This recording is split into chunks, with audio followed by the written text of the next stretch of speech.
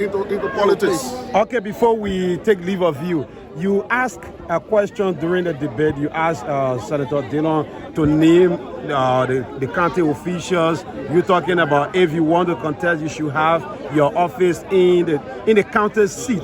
And he talked about it. He said the elections law says no, you should not do it. Can you really re-emphasize on this and give us a breakdown of it? As a senator of a county, you are the administrator of the entire county. Meaning, if you are the administrator as a senator, you must know the entire local government. It's the first thing that you must know. How many townships you have in your county? For example, Montserrado, we have 21 commissioners. You must tell me how many cities you have. We have 5 cities, meaning 5 city mayors. You must tell us how many governors, traditional governors. These are the elders of any county for that matter. Before you can get to the vast majority of the population, these are the co-workers. You must know the superintendent of the county. You must have a working relationship, not necessarily agree with her in everything. You can disagree, but you must have a positive working relationship, beginning from the superintendent to the least person within the structure of local government. But this senator we're talking about, as you listen to him, he could not even tell us how many commissioners, how many governors, how many. He doesn't even have an office space.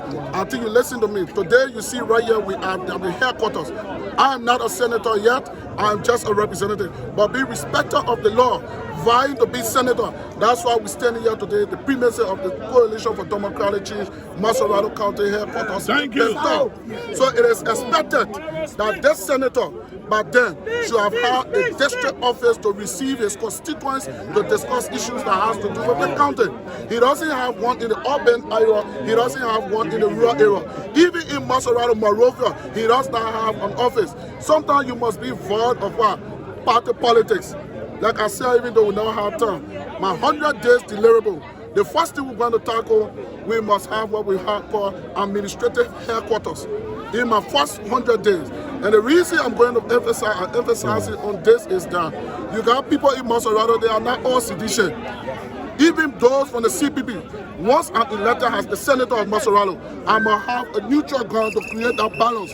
You will have the capital building office, that's where I will be. I will have my political office, that will be my CDC to entertain my CDC partisan. But I'm going to have an administrative office where people from ANC, UP, Liberty Party, CDC can come to discuss the common good of Montserrado County.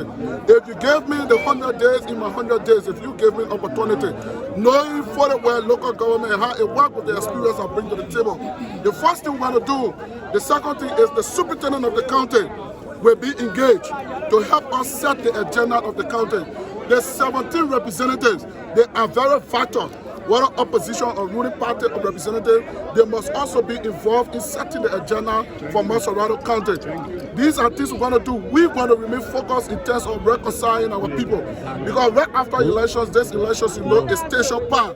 So as a senator, if you give me an opportunity, I will make it my duty to reconcile among our opposition colleagues and even colleagues from the ruling party so that we can foster peace and development working with this president. If you give me an opportunity to serve, the Liberian people, the people of Montserrado County will benefit a lot because I bring a lot to the table. Okay, thank you very much.